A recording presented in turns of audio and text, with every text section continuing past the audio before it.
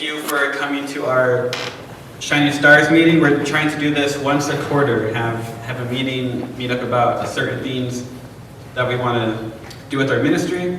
And this quarter we're talking about adoption. This was actually Hannah's idea that she presented to me to have a ministry at North Mac that would help children, or that would help families be able to afford to adopt children who wanted to, so that there could be families at this congregation who have questions about adopting or who want to adopt, but there's all these different things like how much is it going to cost, what's the process, how hard is this process, and we thought it'd be a great idea to present to the elders what if we could have a support group of people who could help families who want to adopt be able to do that. And that evolved into our Shining Stars ministry, and we're finally at this point where we think we could talk about adoption and how that can be done. So again, there's snacks over there, there's cookies. If you're watching this recording, go to your pantry and grab some cookies. I have some questions here. I'm going to ask some of them, and then I'm going to let anyone in the audience ask a question if they would like. And if nobody wants to ask a question yet, or if you're still thinking of one, then I'll ask some more that I had written down.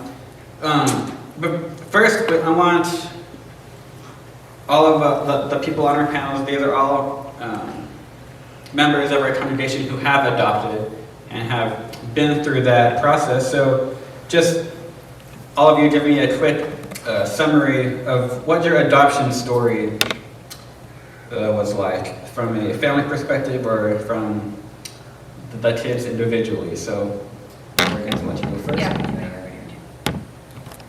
Okay, so our adoption story is that we came to the conclusion that we wanted to build our family through adoption, and we decided we wanted to do international. We didn't meet a lot of requirements for certain countries, like Asian countries, Central or South American countries. So, but we did meet requirements for some African countries. So we started with a country in Africa, the Gambia. It was a brand new pilot program. We were the second family that would adopt from there.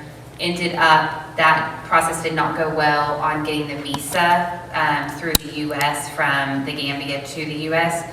So after their first adoption, they had so many complications that they ended up just stopping adoptions through America. So we ended up having to find another program. We decided to go with Ethiopia. We adopted our first son, Denver. He is our youngest son at about a year and a half. His adoption then kind of led us to, because we found him on a waiting child list, and then I went back to that waiting child list after Denver had been home for about 6 months and found Seifu, our middle son. At the time, he was 9 years old. Grant said, absolutely not. We don't know how to parent a 9-year-old. Like, we're brand new parents, so we're not adopting. So I decided to save Seifu's sweet little picture as a screensaver on Grant's work computer, and I just told him to pray about it. And I don't remember how long it was, but it was 6 months. So about 6 months later, he came to me and said, okay, I think this is what we need to do. So we ended up starting the process to adopt Seifu. He came home about 2 years after Denver, when we were in country at the orphanage visiting Seifu.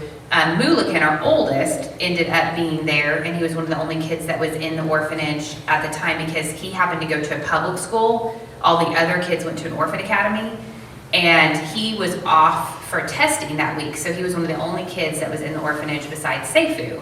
So we got to know him really well, spent a lot of time with him. I went back, we got to our guest house in Ethiopia. I went immediately to the waiting child website to see if he was a waiting child, because just because you live in an orphanage doesn't mean you're adoptable. So lots of kids can live in orphanages and they have at least one living parent.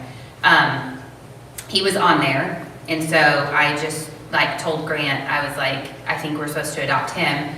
So then shortly after we got home with Seifu, we started the process to adopt Mulakin. And then we brought him home about 2 years after Seifu came home. So we did each adoption.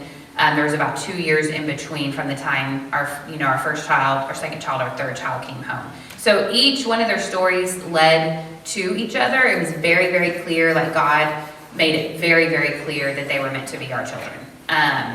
And I always tell people, because people are like, how did you know that? I just knew, like, that's what he was calling us to do. He has not, since then, he has not, like, made it clear on any other child. So I always tell people, like, don't ever force it. Like, if it's meant to be, you'll know. Like, it's just very clear, so. But all of our adoption is all international, all from Ethiopia. And that wasn't planned. We had adopted originally through Ethiopia, and then we were like going to be open to foster care. We were going to be open to domestic. We were just like, whatever, we don't really care. And it just, God led us back to Ethiopia every time, so. And just to add, I said we are not adopting a 9-year-old, and I was right, because we adopted an 11-year-old. That's how old he was when he came home. So you were right. So our story, we found out after Emily was born that we wouldn't have the 1.5 kids that everybody else had. The 0.5 always cracks me up, but so we decided to adopt. We went through Colorado. Well, at the time they were Colorado Christian Services, and they became Oklahoma Christian Services, and now they're Lilyfield. And we got on the list, and we went to a couple classes, seminar type things. We were placed with other couples. It was unique that all of them did not have a child, and we did, and we were the first one placed. So Connor's mom chose us because we had a child in-house, so with Emily. So we were there we met Kathy, his mom, beforehand. Went to church with her one night at a Baptist church, and there was kind of a unique service. But we were at the hospital when he was born in Stillwater, and we haven't really had any communication with her since then. We did some. I will tell you my one negative about adoption that I kind of want people to know is, unfortunately, they give you a sheet that says, what are you willing to take? So, and it lists everything from Down syndrome to AIDS, just on and on and on. We kind of said to ourselves that we were willing, if it's a God thing, it's okay. If it's a man problem, we would have to talk about it. So we knew Connor had some special needs when we adopted him, and that was just fine, because it might have been that way if we'd had him. So, you want to say anything? Well, one interesting thing is our class that we went to was in August, and he was born in May, so 9 months later. So that was pretty cool. So Melanie and I, when we decided that we were going to adopt, we really didn't know what we were in for.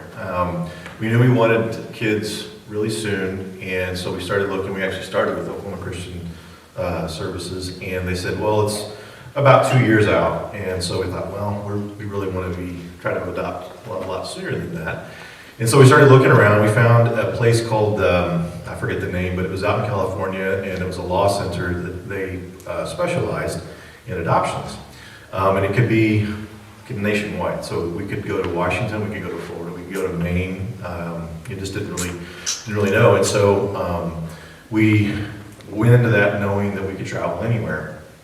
And Melanie, if she was here, she might tell me this is different, but I think it was about 4 months later, after the application process was complete, we got a call saying that there's a young pregnant lady who is in Midwest City. We said, Oklahoma? Yes. And she's picture profile, would you like to meet with her? And so we did. We picked a day, and we went to the park, and we got to meet with her. And so she was at that time, I believe, 5 or 6 months pregnant. And so we talked with her, everything felt really good. And so a few months after that, in the month of late June of 2004, Zane was born. And so we completed all of that. It was totally through the mail that we did all of the paperwork and everything, we had to get a local lawyer so that we could go and get everything finalized in Oklahoma, which that'll come into play in just a minute. And so we thought, well, that went pretty well. Maybe we can do that again. And so we went back to Oklahoma Christian Services and said, hey, we would be willing to adopt again. They said, oh, great. So we went through the whole process, got everything taken care of, and I think it was 2 months after we finished that application process that they said, we don't have anybody here in Oklahoma, but there's our sister organization in St. Louis, Christian Family Services, I think is the name of it, has called. They wanted to see the profiles of our waiting families, and there was a mother there who's already given birth, and she said that she wants to talk with you, and here's all the details. Would you like to talk with her? Sure, absolutely. Like I said, this is 2 months after we said, we've got another year or two, no big deal. And so we talked with the lady and just fell in love with her immediately. 6 weeks total, so it was 2 weeks to get to get all the paperwork finalized in Missouri. We were there, I believe, 2 weeks after that to pick up Kylie. Then we had to wait a week, I think, in Missouri for all the paperwork to be finalized. So again, we were thinking 2 years. It was a total of about 12 weeks that we finished all of that stuff. So that was in 2007. We thought we're probably done, but we'll start looking at fostering. We'll look at working with kids and families who need some help. And so we just kept our options open. We continued to pray. And one, I believe it could have been Easter Sunday even, I can't remember. It was a Sunday evening. We got this call out of the blue from Zane's birth mom. She said, I have a very distant relative who knows that you adopted Zane. She is found out that she's pregnant. She's a very young teenager. Would you be willing to consider adopting again? Wow. Okay. Sure. We'll let's talk with her. And so we did. And very sweet young lady. We asked her a lot of different questions because again we're coming out this completely blindsided. And that was what she had just found out. So it was in November 3rd, I guess, of that year, from April to November. Melanie was able to go with her to appointments and see the sonograms, do all that stuff. And so we were blessed to be with Zane and with JC, our youngest, at the hospital when they were born. Kylie, of course, was already born. But anyway, so 3 different adoptions, 3 totally different ways to get there. And God's hand was clearly involved in every single one of them. So that's basically how that went down. This wire. That's awesome. Thank you guys for sharing those experiences. Can any of you explain or dive deeper into the differences between open adoptions and closed adoptions and kind of the pros and cons of each of those? Well, I mean, I will give a brief answer and then pass it on to people that have more experience with this, but adopting internationally, you're kind of already set up for a closed adoption. Kind of. I mean, one of our kids does have family that we are in contact with.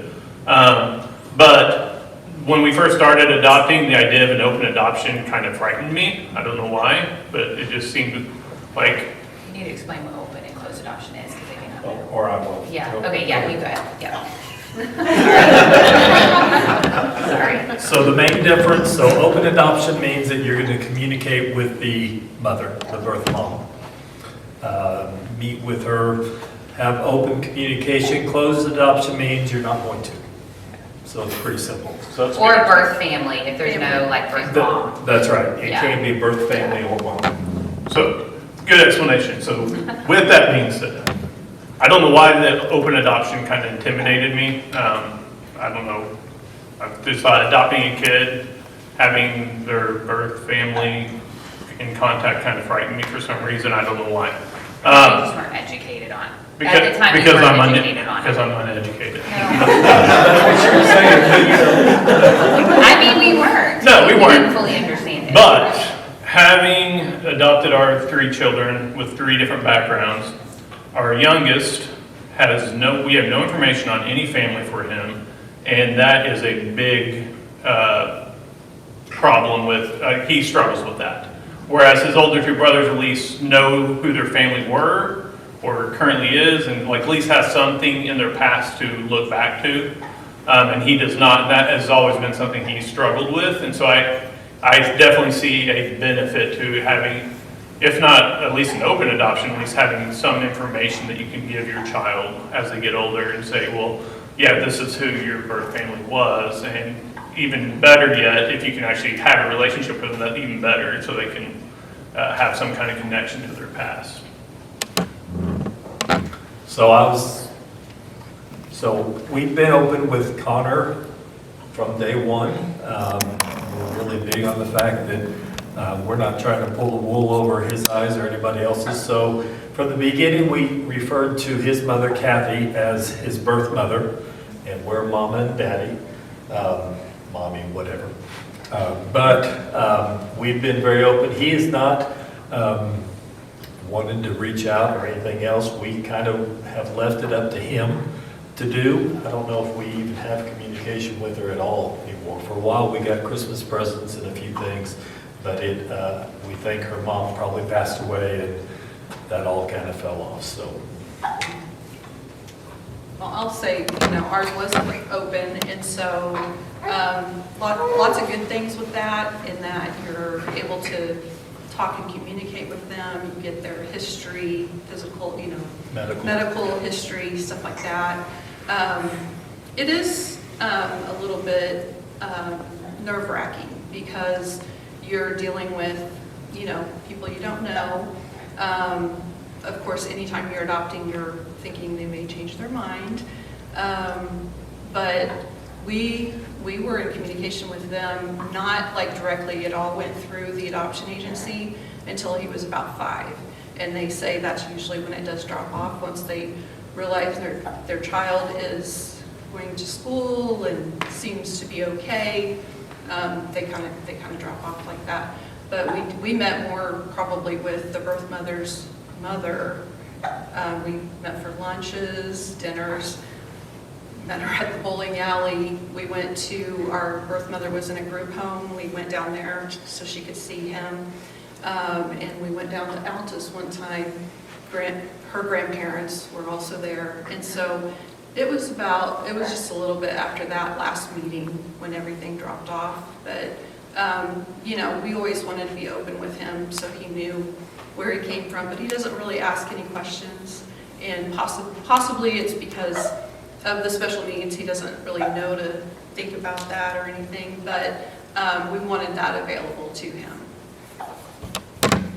Yeah, like the Morgans, everybody here, I guess, we were intimidated by the thought of an open adoption as well, because we just didn't know. Yes, these are strangers essentially, and what all could go wrong, et cetera, because that's in the back of your mind. It's always something that you're wondering about, well, what can go wrong here?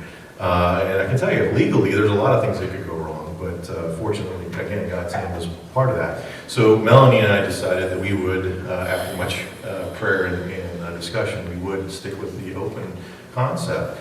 And that actually ended up being a blessing because like I said, we were at the birth of 2 of our kids. So immediately you're probably closer part of the family than maybe some of their own family when that happens. And then we just continued communication. I know Melanie does a really good job of sending pictures and updates to all of the ladies. We call all of our kids' birth moms special ladies. And that's just the way it was when they were little, and just made the concept much more clearer for them to understand. Now, they had a few questions, obviously, growing up, but we've been able to handle that. And again, because everything was open, there's probably nothing that the kids don't know about their special ladies. And so we've continued that relationship as much as the birth moms have wanted. One has basically dropped out of the picture, doesn't really communicate with us even over Facebook or anything like that, but again, it's their choice. We're certainly open to, sharing anything about what our kiddos are doing these days with those wonderful women, and we'll continue to do that. I don't think that that's ever really going to change as long as they want to. So it is a tough mental hurdle, I think, to get over, especially if you're kind of getting into that process. But again, God's hand has been part of it the whole way.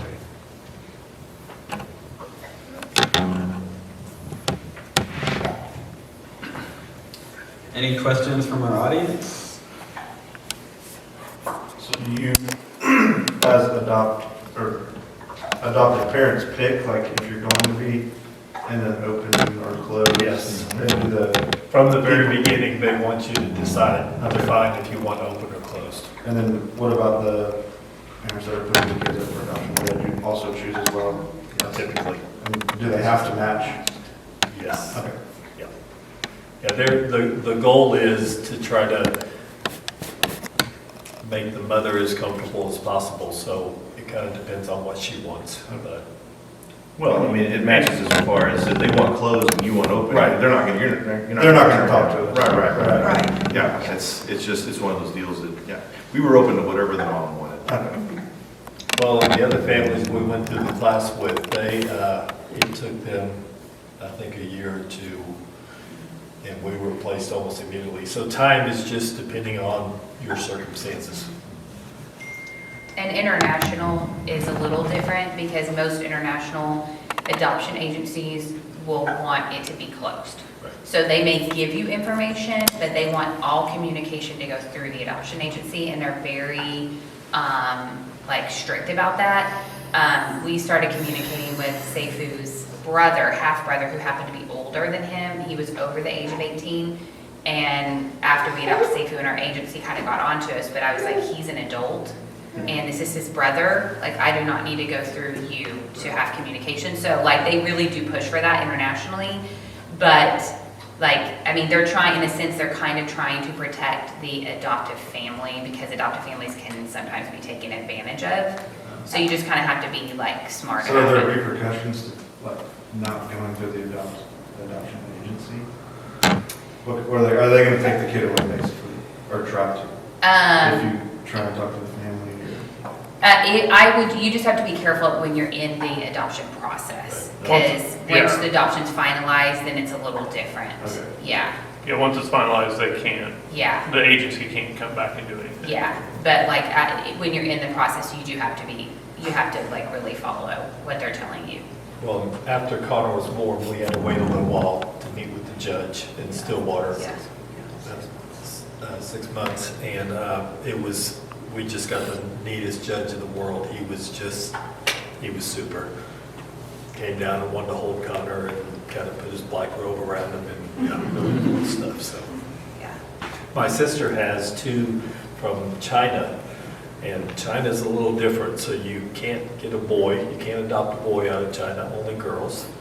And she got her both from from an orphanage, and one she knows the birthday of, and one she doesn't. So she just kind of made up a birth date. Well, with the doctor's help. Yeah. And so it can be unique. So it was an interesting question, because we've had experience with both agency and non-agency, right? Through the agency, they're doing a lot of the legwork for you. Of course, you pay them a fee for that. With our last one, who we did not go through an agency, it was purely private, and we just used the same lawyer that we used with Zane. I just called her up and said, hey, guess what? We're adopting again. But this time we don't have, there's no one in the middle. It's just us and the other family. And she said, oh, okay. She wasn't familiar with exactly how that went down, but she was a very good lawyer in this particular field of law, and she quickly found out all the details that she needed to know. So we went through all of the legal proceedings. But again, it's the same thing. Once the court has that process, of course, the birth parent has the right up until the point that the signature is on the document and it's been stamped by the court. But we had the same thing. We had a really neat judge who he wanted to get all the other family matters out of off of his docket before we went into his chambers, or went into the courtroom. He said, because I don't get to see this very often. Everything I see is bad, and this is good. And so he got everything off the docket. We were supposed to be like first or second, and then he just shoved everything out of the way and said, no, you're going to do everything, and then you're going to be last, if that's okay. We said, sure, and we're just hanging out in the hall, you know. We went in there, and he said, okay, this is fantastic, and he did the whole proceeding, and then he wanted everybody to take a picture, because, again, he didn't get to do that very often, so it was pretty cool. Is it a lot easier, or I should say less paperwork or issues if depends on the child's age? Like newborn as opposed to older teenager or maybe? No, we've adopted, so we've done like 1.5-year-old versus like teenager, and there is no difference in the process of it at all. Everything, like there's still, I mean, correct me if I'm wrong, but like everything is still the same as far as like paperwork goes. The timeline was a little quicker for Mulliken, but that's because I think it was our third adoption and we kind of knew what we were doing a little bit better. And so we just were like, we're traveling back and like they're gonna have court for us, you know, instead of just waiting. Because Denver and Seifu both, it was 6 months in between from the time we adopted them in Ethiopia having court, and then traveled back to bring them home with 6 months, because Ethiopia you took 2 trips. So there was a 6-month wait between it. If you live in country, then you can have your child, but you cannot take them out of Ethiopia without the visa. So, yeah. Yeah, not internationally, it's going to be a little bit different than domestic, but usually the process may be a little bit quicker with an older child, because a lot of the loose ends that you want to investigate have already been done by the time the child is 12 years old. Like, you don't have to worry about, well, a lot of times you maybe know of all the family members that could come forward, whereas a younger child, maybe it's not as clear, especially internationally, because unfortunately, when you get adoptions in a foreign country, you start having a lot of illegal stuff going on, and it's a lot easier to traffic a baby than it is an older child, because an older child can speak up and say this isn't right, but whereas a baby can't. Along that lines, thankfully you guys had really good adoptions that went well. If you had a child who was old enough to speak, what if they were just saying, I don't want to go with this family, but they even have the option? It happens. Yeah, it happens. Or even once they're Yeah. there and you sign on the dotted line and Yeah. you're just like, okay, I just don't want, I mean, what do the families do if things go bad? That'd be a disruption, right? No, I mean, so like I had a cousin who was adopted from China at 5, and she was in a foster family instead of an orphanage, and she did not want to go with my aunt. Like, she was adamant that she was 5 years old, she's not going. And I mean, it was very like challenging, and she had to forcibly like take her, because the thing is, in China, she had one hand. So she had like a little like kind of stump, you know, and then like one hand. And there was not going to be any options for her as she aged. She was in a foster family, and so, I mean, the best thing for her was to be adopted.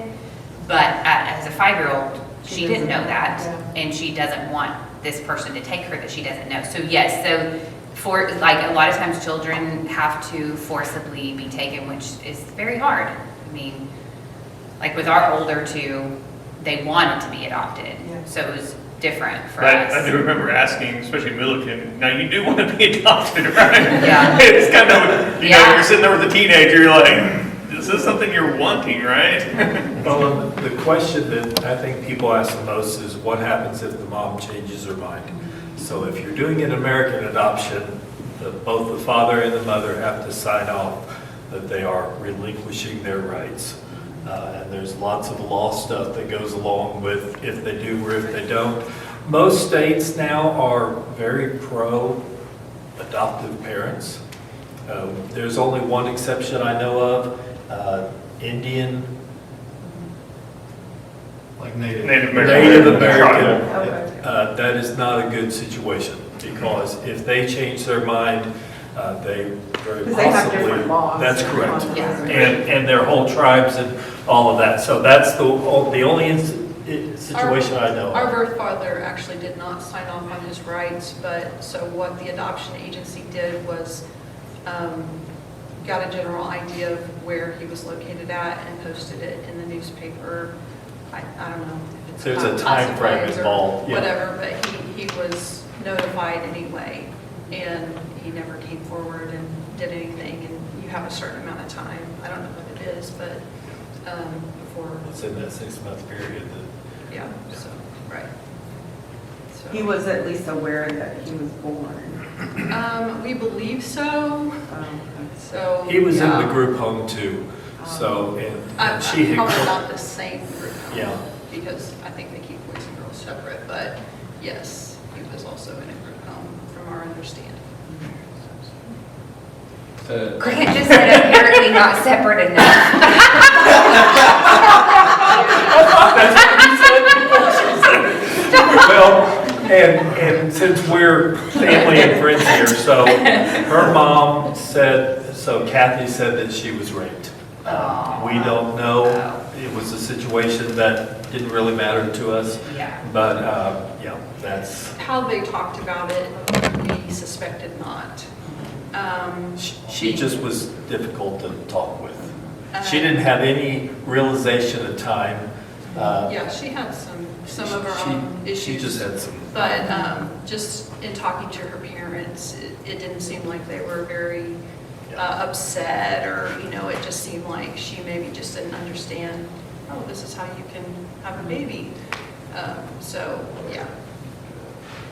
Anyway. That was a good point about the Native American thing, that we learned, me and Hannah was in our CASA training, that an Indian reservation can undo the adoption after it's gone through, so beware of that. At any time they can? At any until the child's 18, apparently. It's just not a good idea to try to.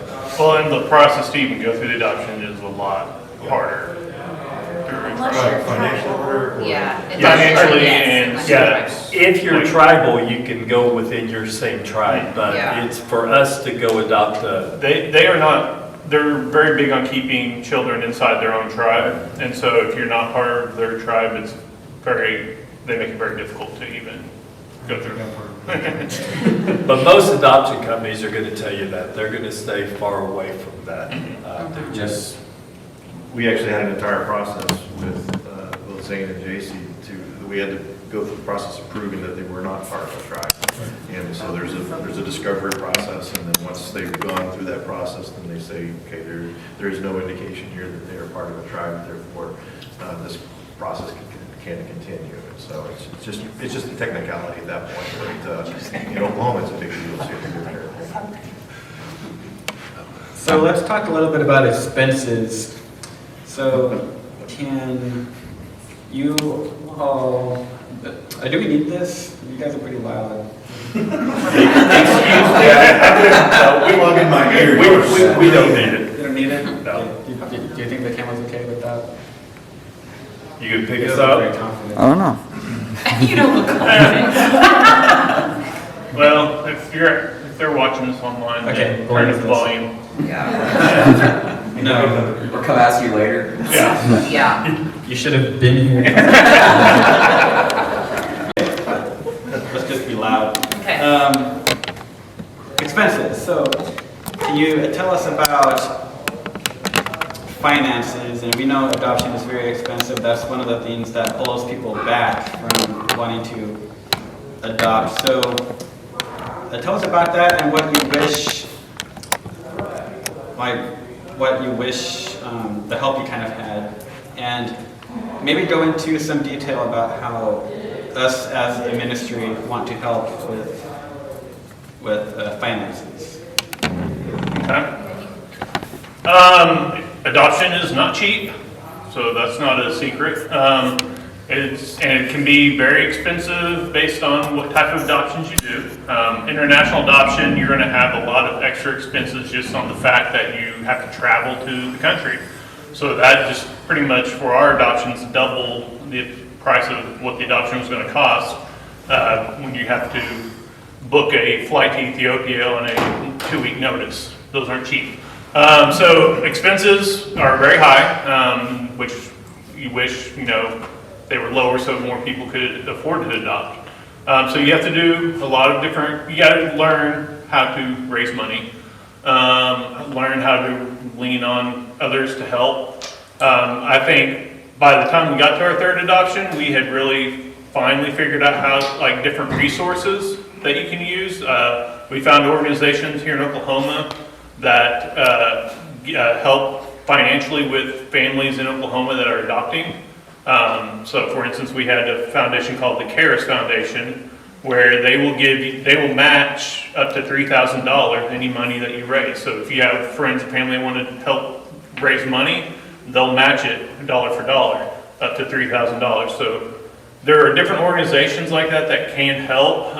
And so just the more families that that are adopting are going to have a lot more information. It's like, well, we use this foundation, or we found out about this. There's a lot, if you're with the big corporation, check with them, because there's a lot of companies that have adoption reimbursements. I worked at our first adoption, I worked at Chesapeake. They actually paid for part of our adoption.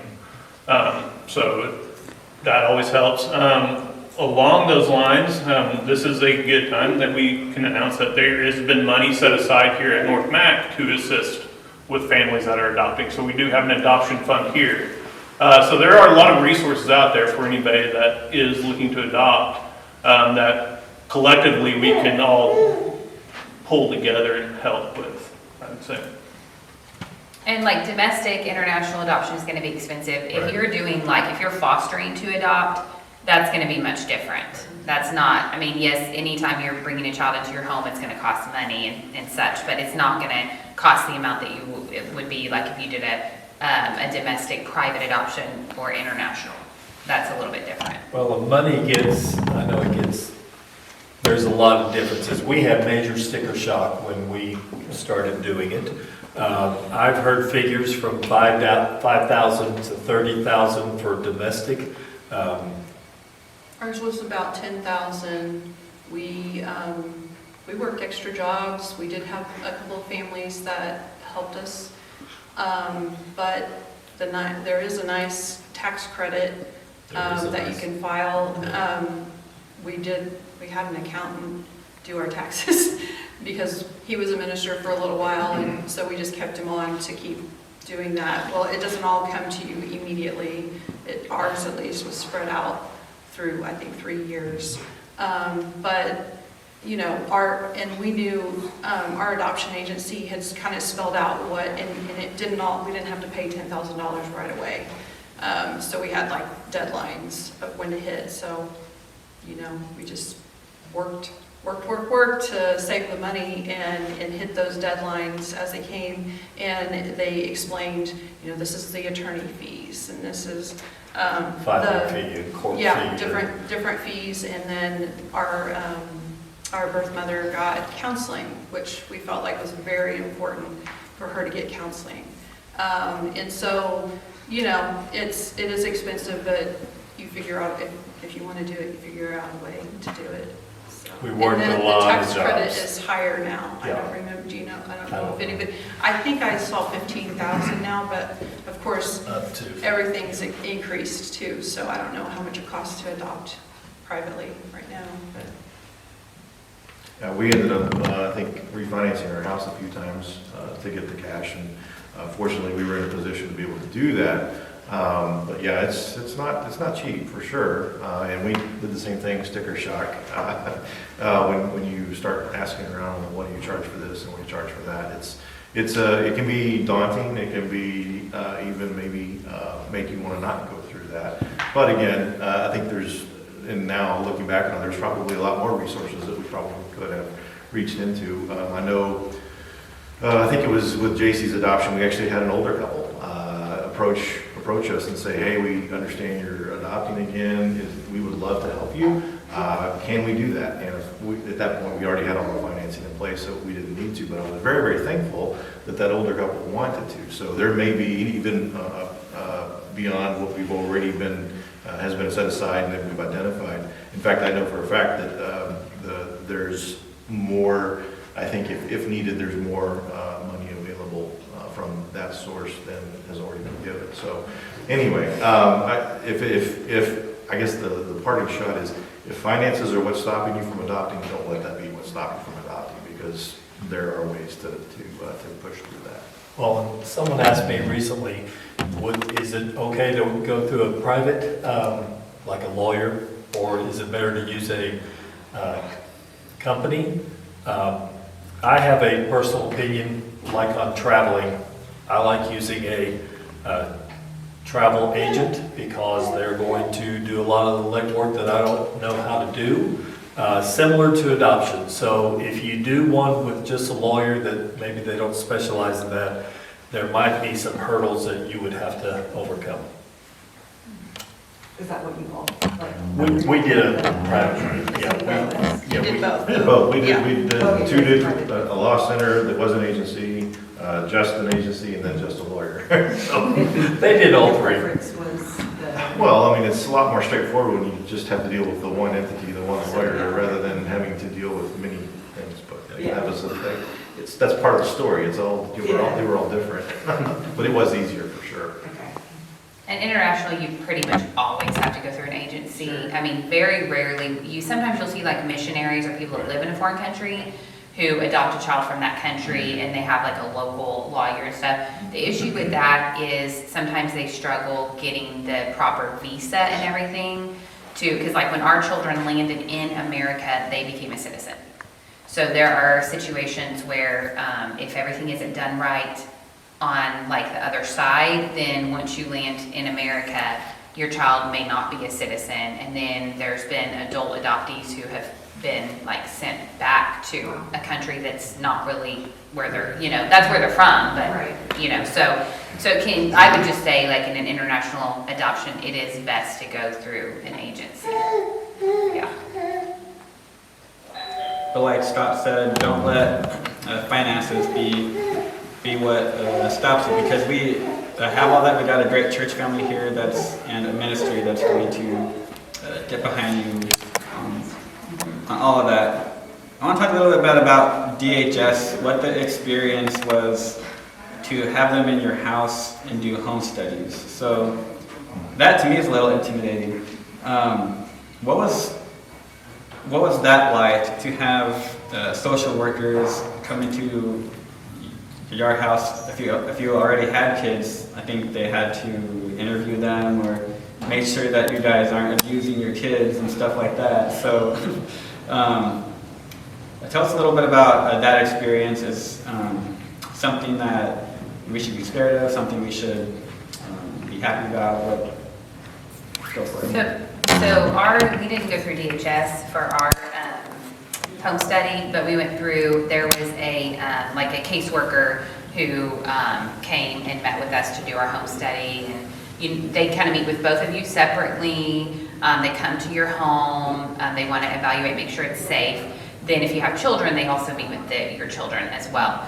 And we use the same caseworker for each 3 of our home studies, and she did each 3 of our post-placement visits. So for us, it was a very positive experience. We got to know her very well, kind of built a relationship with her. She was also an adopted mom. She had a couple of girls from China. So it was a very positive experience for us. Because it actually turned into more of like, anytime we were adopting, it's like, oh, we get to get caught back up with, oh, this is what our kids have been up to, what's your family, and so it's more of like, oh, we're just having coffee with a friend. So ours was very positive. When they scheduled with us to come, we thought we had to fix everything. And when I say everything, you make sure you have, all electrical outlets, and we had a fence in the backyard that was down, and I mean, just on and on. And she came in and talked to us a little bit and left. And I wanted to run out there and say, come, let me show you everything we did. You're shorting us, but, so you worry about it more than it probably is going to become. It really is it should not be a big deal. Yeah, with us, it wasn't DHS either, but we had a friend who was a licensed social worker who did that, kind of as a side hustle. And so we just invited her over one day and said, hey, we'd love for you to do our home study. So she kind of prepared for it and brought all the forms and it's just questionnaires and things like that over to it. Same thing, you were really nervous, and you wanted to make sure everything was just right, but yeah, it's not that big of a deal, really. Now, if it was somebody that we didn't know, that maybe that we were thinking they were being judgmental or something, I can see where maybe that would be a little more intimidating, but again, at the end of the day, they're all people, they know things happen, they know things break down, and that they are just like us. And so it's not that huge of a deal. They're looking for your character, they're making sure that this is going to be a warm, receiving, loving home for the child that may come in there. And so that's ultimately what they're going for. I know, Whitney, you've probably been in that situation, you kind of know where that's going. But anyway, for me, for us, for my wife and I, it wasn't a huge deal at all. Sorry, you were a social worker. Yeah, so I did home studies for foster homes, Okay. and they are way more detailed than adopted homes. So, Yeah, me and Hannah have gotten to know some social workers with CASA, and they're nice people. Okay, now I know everybody's different, but they're people that actually care. They're not looking to intimidate you, as far as we know, at least. So that's all great. Anybody else have any questions that has popped into your head so far? Emily, when Connor was born, was 4.5. What are y'all's thoughts on like we have 2 boys of our own, like bringing in, adopting a kid? How do you go about? Right, all you that? know. We told her, yeah, we talked to her a lot before having the child and tried to make her process She was part of only the disgruntled process. that he was a boy. and That's I- right. She told us, she said, she was kind of mad that we adopted a boy. But with both of our kids, we didn't find out what the sex was going to be, and that was perfectly fine with us. We were rolling with it, and, as most people, when you want a baby, you just want a baby, you don't care. My favorite picture that we have is her holding Connor when he's little baby in her lap. It is just my favorite, so. And it's cool that, because our thoughts were, who's going to pick us? Because we already have children. And they told us we might be a long and time. you kind of They think, prepared us. if a birth mother's going to give their child up, they would want like their child to be the center of attention. And ours is like, to me, it's just like, this is how God works. The first thing she said is, I chose you because I wanted my child to have an older sister. I was just like, okay, God, thank you. Thanks for clearing that up for us. So, yeah. Kylie's birth mom said the same thing. She was looking for a family with the child as well. It just works out. Can you tell me what you wish you would have known prior to adopting? What you wish somebody would have advised you with? I wish I would have understood a lot more about trauma and how it affects the brain, even in utero, like when you have a birth mom who is experiencing something in her life that has led her to the point where she's going to have to, or she feels like adoption is a choice, and I just wish I would have probably understood a little bit more about trauma and how it really does affect a child, and how you can't parent a child that's been through a lot of trauma the same way that you were parented. Yeah, that's kind of what I would say too, is, and along those lines, there is some great programs to educate yourself about it that we now have access to and know about. So anybody that is wanting to adopt, I'd highly recommend taking the time to go through the information on trauma and how it affects a child. Because the first thing I always thought of whenever we're adopting is, if we can get a baby from birth, then we don't have to worry about trauma. Because, adopt a teenager. Why did I say no to a 9-year-old? Because just think of all the trauma this 9-year-old's going to have. I don't know how to handle that. But if I get adopted, the younger I adopt him, the less trauma he's going to have. And that's absolutely not true based on everything they've studied and all this information they've unlocked with, like she said, even the mom going through trauma while she's carrying the baby is enough to need to change how that baby and child is treated growing up. For me, it was that form that I said before. I had no idea that we were gonna have to go down a list of 75 different things as to what we'd be willing to accept and not. It just all seemed so clinical. But I appreciate them asking because, you know, you don't want parents to decide later they're not willing to handle something, but it is pretty clinical. Probably the same thing. And then also, like, I felt like we were probably still grieving, not having another child. And so we probably should have worked through that first. But God had a plan, so it worked out. I would say, at the end of the day, and maybe this is just part of my spiritual growth, I wish I'd understood more the parallels and really the similarities and all of the things that go along with physically adopting a child and our spiritual relationship with God. I would say it's probably one of the most misunderstood things that I had before adopting was not understanding that relationship, and that's just been a much deeper, much more fulfilling relationship now, knowing that I'm in the same position as me and my children were.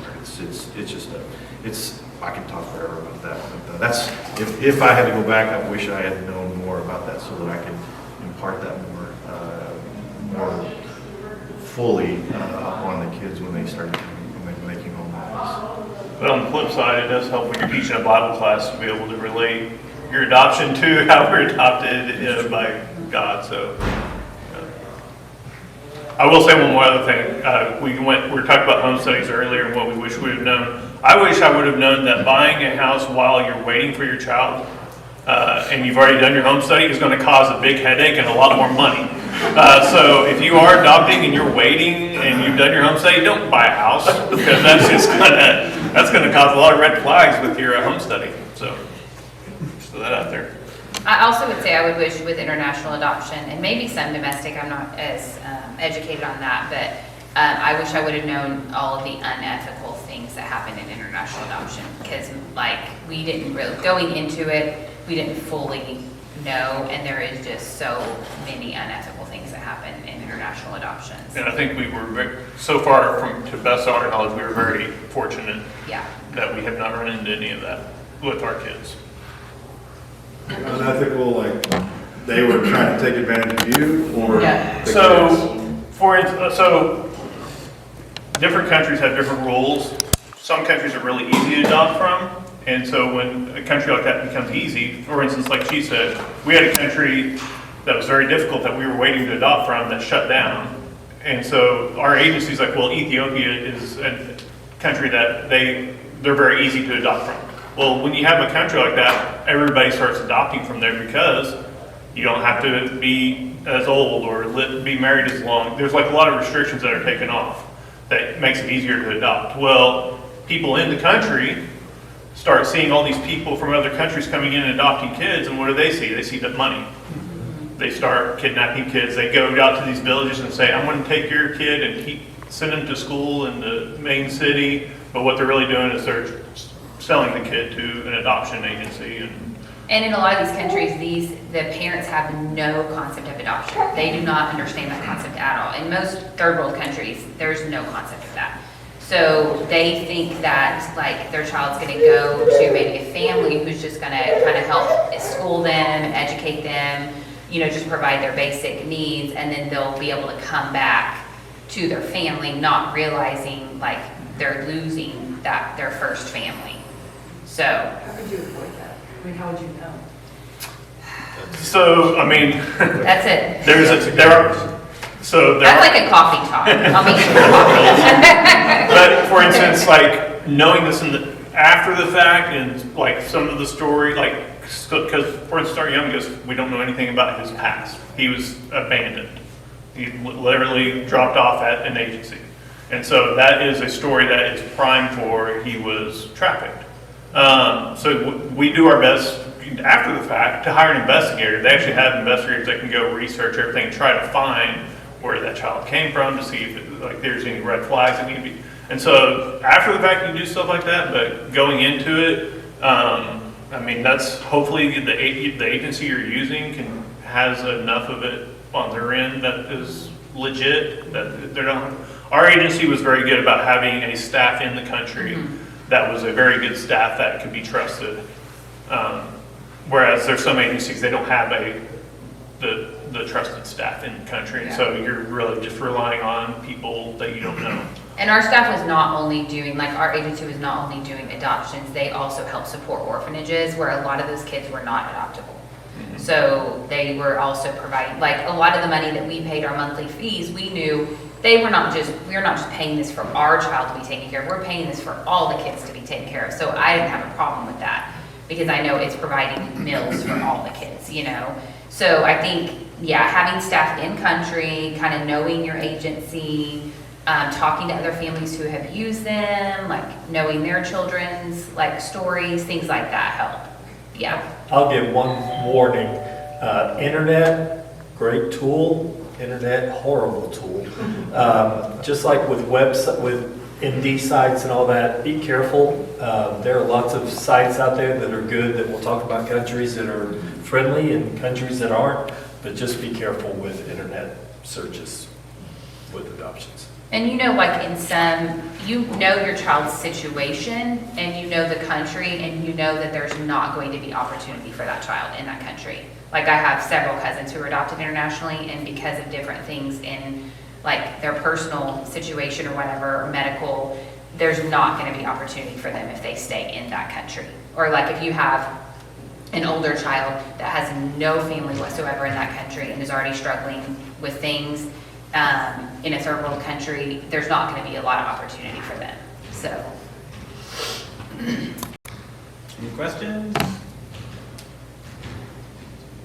So what are some things that we can do to help people going through the adoption process, either as a church members, ministry? I would say if people are interested in adoption, like, and they want to meet like more one-on-one, I think that would be a good place to start. Like just to learn more about like adoption, like to ask really those kind of more personal, because there's obviously things too in our child's stories that we're not going to just be able to open up to everyone, but maybe more one-on-one we could talk through, you know, because that's another thing too is your child's stories, it's very personal.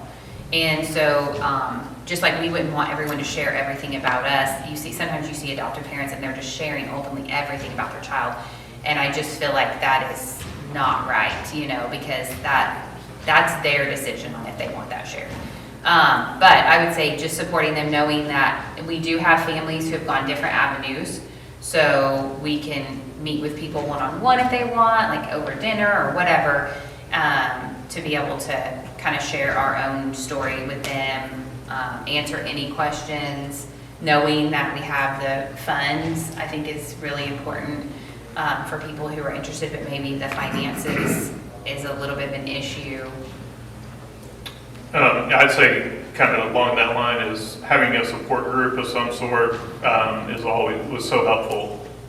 Whether it's just having a one-on-one coffee with somebody to talk through stuff, or a small group that meets every now and then just to kind of hear that, oh, this is normal, what I'm going through is probably one of the biggest helps that I think going through the adoption process is we had a group that adopted from Ethiopia that we meet with regularly, and just hearing what they were going through compared to what we're going through was very helpful to just kind of talk it out and kind of see that, okay, well, I'm not in this, like it's not just us, there's other families that are dealing with this issue here, or maybe this is just a normal issue, or maybe, oh, they had a good idea here, they went through this and this is how they handled it, or their agency didn't help them with that. Our agency showed us this tool to use in the adoption process. Let's give them information. Just knowing, having a group to talk to is probably the biggest thing, I think.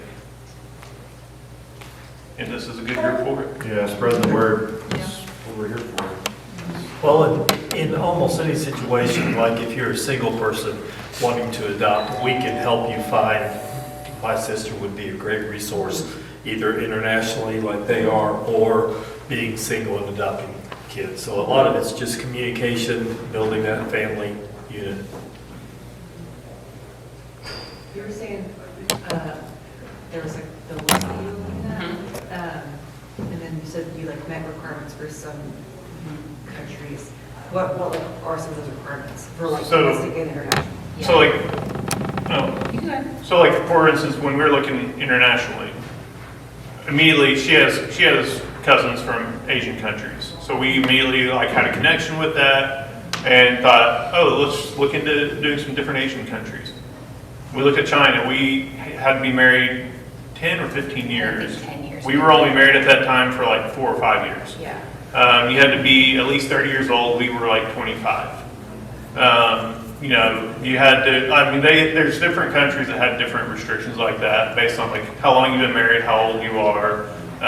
If you have any medical Issues. diagnosis, like Yeah. certain countries will not. I mean, some countries are very, very strict on their requirements. Like China is really pretty strict. Now, they loosen requirements sometimes if they're trying to adopt like a special need, what they would classify as, I feel like every child has special needs, no matter what. All of us have our own special needs, but like they label kids special needs, and so sometimes they're a little bit more lenient on things if you're adopting like a special needs child. But like African countries tend to be, they don't have as many restrictions as other In countries. some countries, it's like if you have a child this close in age to the child you're trying to adopt, our agency made an exception for us because there's some agencies that say you absolutely cannot adopt out of birth order. We did. We adopted both of our kids out of birth order, And- and that's a big no-no. And Yeah. we definitely see the reason Yeah. for it. I'm not saying that we would ever do anything different. Yeah. But it does cause problems to adopt out of birth orders, so a lot of agencies won't let you do that. So like there's different restrictions based on your family situation and marriage situation. Some agencies will let single women adopt, some won't. So some countries will, some won't. I had kind of talked about wanting a Brazilian baby, and Brazil's a country that is not adoption friendly as a whole. South America is just not. So you just really have to kind of do your research. Yeah, and there's a lot of countries that you can't adopt from. Right. Mhm. Like Ethiopia, you can't anymore. It's Yeah, they shut down. closed. Wow. Yeah. Yeah, since COVID, there's issues there too, so. I'm pretty sure that, and I couldn't give you specific examples, so I'm pretty sure that depending on what agency you choose to go with, there may be restrictions on your religious background. Right. So you'd have to take that into account as well.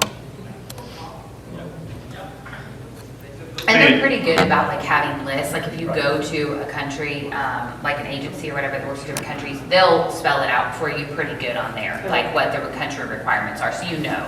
And Yeah. don't think that you have to be limited to the agency that's in your town. Yeah. We adopted through an agency in Georgia. Sounds like you went through someone in California, you said? Yeah. That you went through somebody here in Oklahoma. So there's, Yeah. just because you live in Oklahoma doesn't mean you have to use an agency from Oklahoma. There's other agencies out there that are good to use. Any last words of advice that popped into your head recently to share with us? If you want a baby, you might want to start earlier than you would otherwise, because newborns are harder to get. And wait longer. Yep, Wait. because everybody wants a brand new baby. Well, you say that, and then there's us. Break that mold. There are some exceptions there, but typically newborns are harder to adopt.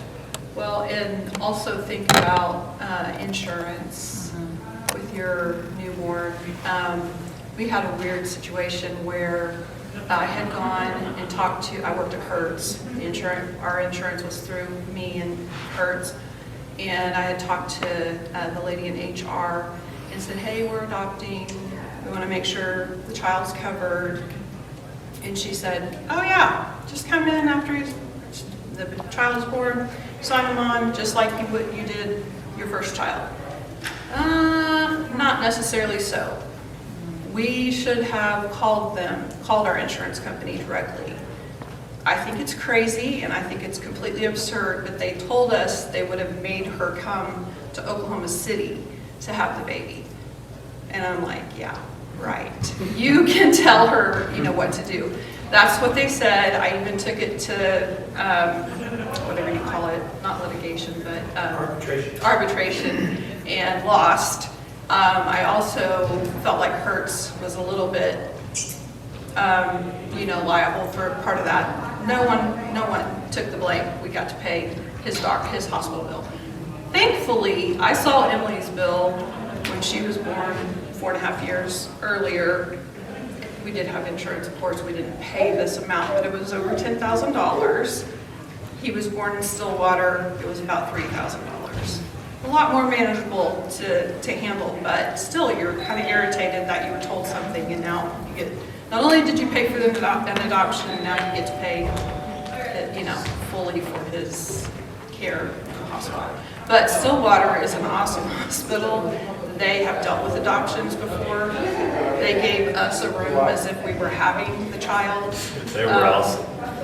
Yeah, and we actually got to be in the surgery. Well, She when had you a- did, I did, she had yeah. an emergency. She had an emergency C-section and she allowed me to be there. So it was very cool. I had a C-section. They took the baby off and he was with it. So, I got kind of to experience a different, same situation, but a little bit different with Connor. So anyway, but insurance, check with your insurance company on things. Wrap this all up. Jesus said, "Seek first His kingdom and His righteousness, and these things will be added unto you." So if you do the will of God, you're seeking His kingdom first, He's going to make sure that everything you need has been provided for. And we see that with everything we've heard so far, is that God made it happen. That and when we think about the kids that you've all adopted, who knows if they would have ever have known about Jesus if you hadn't done it, and you guys brought them into the church. So if God wants something to happen, if He puts it in your heart to do that for a child who might not know Jesus otherwise, He's going to make it happen through whatever finances, whatever comes, whatever trauma, whatever. God will make it happen because that's what God does. So to kind of wrap this all up, just remember, let's remember that God adopted us. This is what we learned about this morning in Romans chapter 8. An adopted child and a biological child have the exact same, or an equal status completely, and have equal, are both equal heirs to their parents. That means when God adopted us, as we were orphans, everything that belongs to Jesus belongs to us. That we are fellow heirs with Christ. And that is an incredible picture. So let's think about that and think about how we can help children who are in need, and that we can rescue from this evil and corrupt world and to bring them into this kingdom, whether it's physically adopting someone or being a mentor to a kid. Let's take care of our orphans and our widows the way that God does for us. So let's close in prayer. Dear Heavenly Father, thank you so much for allowing us to be here at this meeting. Thank you for everyone that came and that everyone that is watching this recording.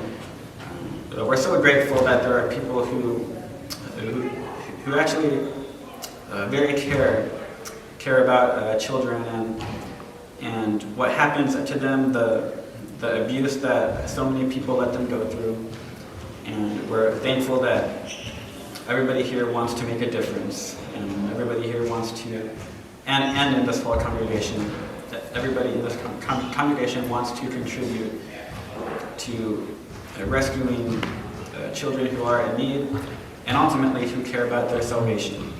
We're thankful that you did that for us. As we were orphans, you adopted us into your family and have made us co-heirs with Christ. Thank you for all that you do for us. Help us to be doers of the word and not just hearers. Help us to put our faith into action and let the world see that in us and help this ministry to be fruitful. We pray this and we pray for your blessing on this ministry. It's in Jesus' name that we pray. Amen.